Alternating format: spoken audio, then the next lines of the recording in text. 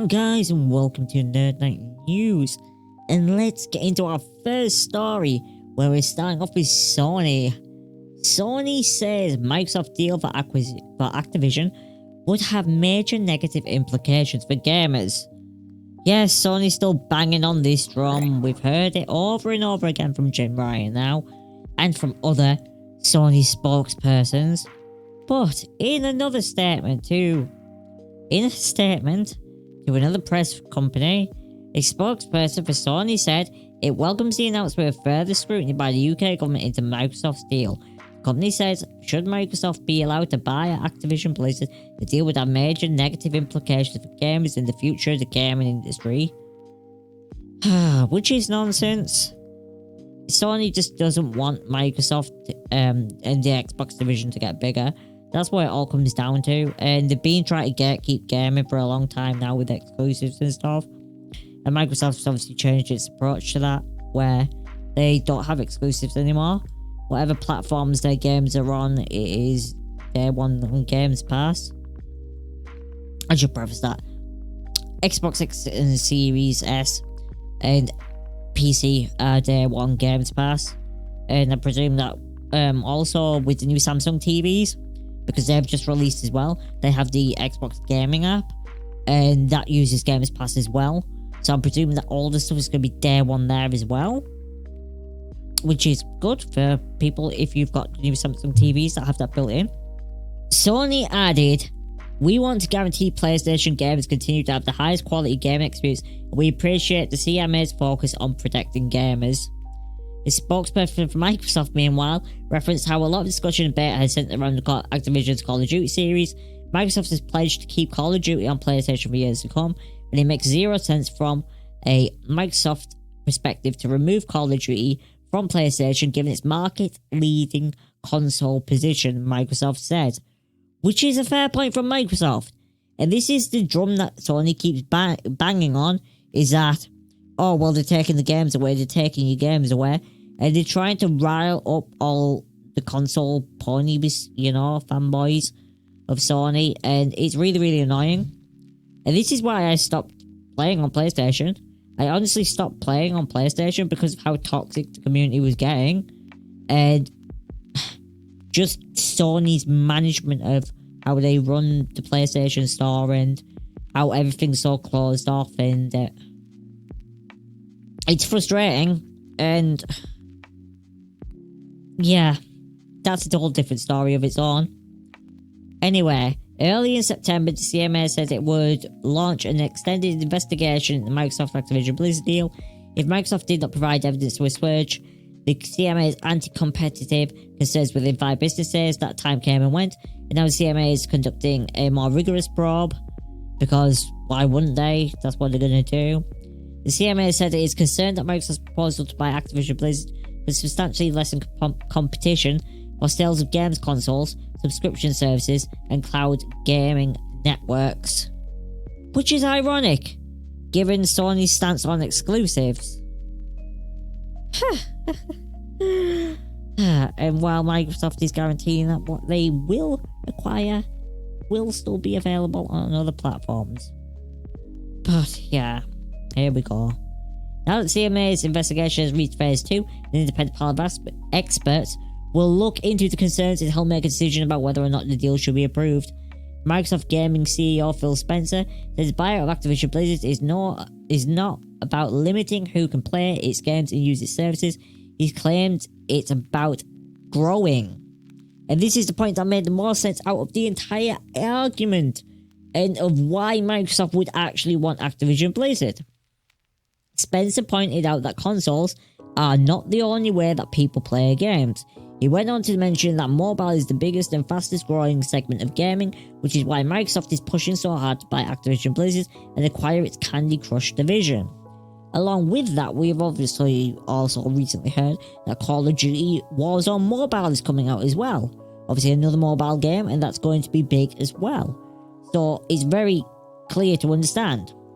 To reach the billions of players where they are, and no matter what device they play on, we need to embrace choice. Giving players choice in how they play their games makes gaming more accessible and leads to larger, more vibrant communities of players, Spencer said. Choice is equally important to developers. Developers benefit from having a diversity of distribution and business models while in games. Choice unlocks opportunities for innovation and enables the industry to grow. Makes absolutely perfect sense. You want your product on as many platforms as possible. And that's what Microsoft's going for, and Xbox is going for, is making their games available on mobile, making their games available on PC, making their games available on Xbox, hell, going as far as Samsung TVs to get their games onto Samsung TVs, so if people want to play their game on a television, they can. It's about convenience. And I really, really think the way we got two polar opposites going on here. We have, on one side, you have Sony, who is fighting very hard to keep it status quo. They want exclusivity. They want to have their private studios. They want to have that gatekeeping. And what they're trying to do is say, oh, well, Microsoft's just going to do the same thing. But that's not what Microsoft is doing. One of the biggest things that Microsoft did was say to the PC gaming community, if you have Games Pass for PC, you get games day one as well. Which was a completely something no one expected. It was very unexpected, but it was an extremely smart move. And it opened up the market and allowed their games to be enjoyed on more platforms. And along with crossplay as well, it really, made a lot of games better. Thinking more in minds of Sea of Thieves. Because I believe Sea of Thieves is crossplay. From what I remember. But moving on to the next story. Assassin's Creed Mirage brings back Unity's parkour, Ubisoft says. The Assassin's Creed game, based in Baghdad, borrows a number of features from older games in the series. So this was an interesting one, and I kind of like the idea of this. Assassin's Creed Mirage will feature parkour mechanics inspired by a 2014 game. Assassin's Creed Unity, Ubisoft says. Speaking to Arab Hardware, translated by PC Gamers N, Assassin's Creed Mirage lead producer Fabian Solomon described a couple of ways the upcoming stealth game harkens back to the Assassin's Creed of yesteryear, when asked specifically if the upcoming stealth title will bring back Assassin's Creed Unity's parkour mechanics, which are often considered the best in the series. Solomon replied in the affirmative, "This is our absolute goal indeed. We are seriously trying to reach this level with Mirage. And since Baghdad is dense, as I mentioned, we want the players to enjoy their time in the city through parkour, which was and still is one of the important pillars on which we base the gameplay in Assassin's Creed Mirage." I thought this was really interesting, see?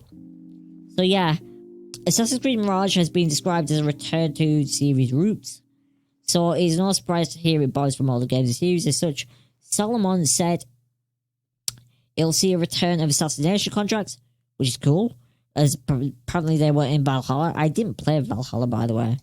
I just couldn't. I was just like, Valhalla, really? Assassin's Creed Valhalla? And yeah, I don't know if that'll hurt me going forward if I decide to play a Mirage. Whether because I'll miss the Bastion storyline.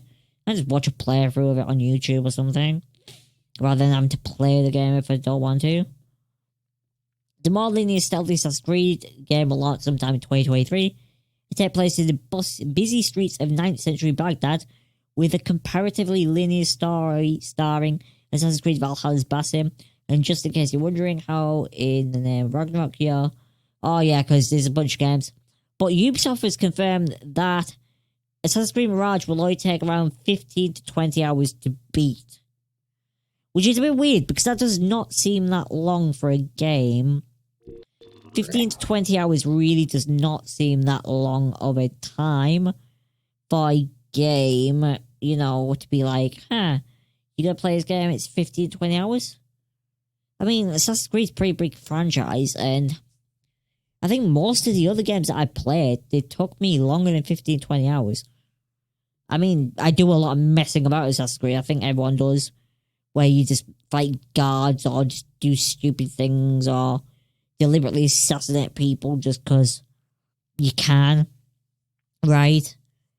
I feel like 15, 20 hours is very short. I feel like I spent a lot more time than that in Origin. I haven't played Odyssey.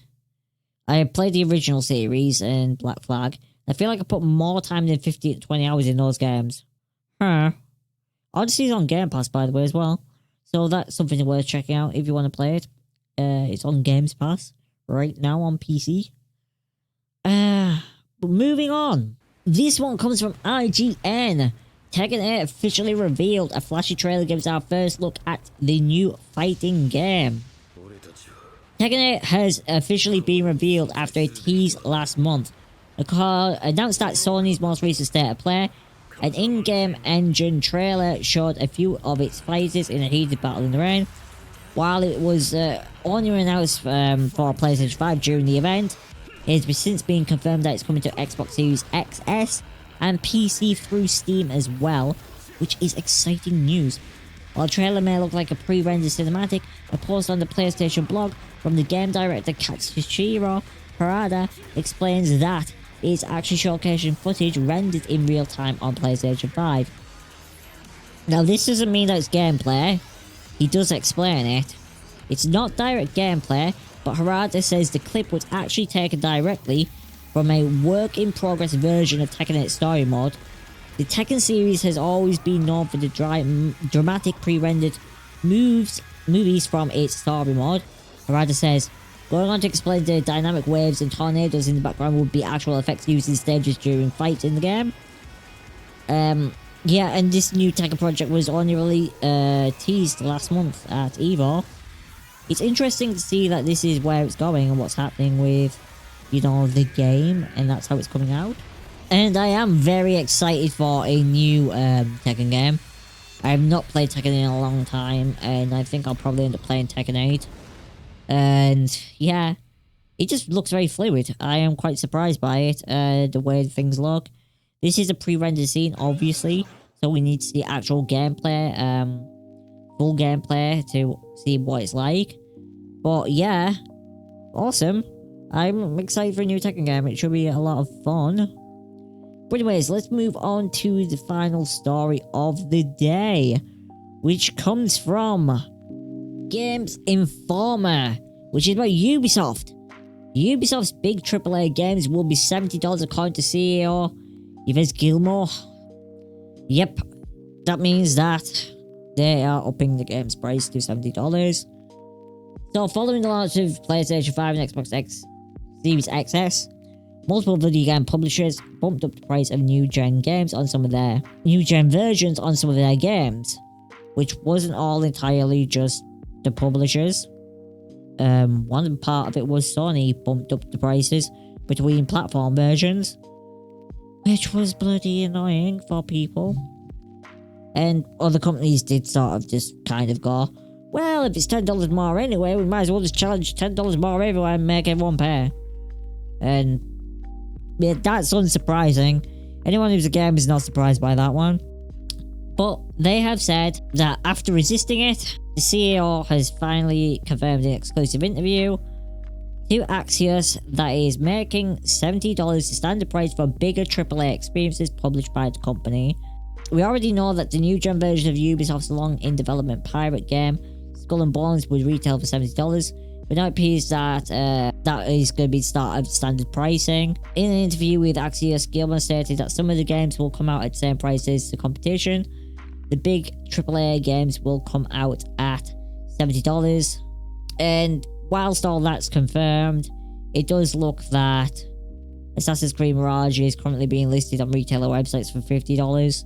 So at least Mirage will not be hit by the price bump. I mean, $50 to $70 is pretty huge, right? It's like $20. That's like, most people don't even earn that in an hour. I guess in America now you earn $15 an hour, right? That's becoming the new minimum. So that's kind of meh. It's not good. I don't agree with price rises in general. But, I don't know. At the same time, I think like other parts of the world where you're not getting price raises, especially like the UK and stuff, like, it's gonna hurt people. It's gonna hurt people. It's gonna make a lot of people not buy the game. I mean, personally, I'm fine with it. I will not play the game at launch, and I will get it down the line where it's on some discount deal sometime where it's 70% off or something. Like, it doesn't bother me doing that. I have plenty of games to play in the moment now, so I'm not bothered about waiting on playing games. But for those people who like to play games on launch, it's kind of a stinger to see that. this is kind of where companies are going. And it's probably going to be more publishers that do it as well. From this, it says that 2K has already done it, Activision's done it, Sony's been doing it, you know, since PS5 launched. And yeah, so it looks like Ubisoft's joining the pack, and we'll just have to see how many more other companies do it. It's sad. It's sad to see. Anyways, guys, thank you for watching. Like, comment, share, and subscribe. I'll see you guys in the next video.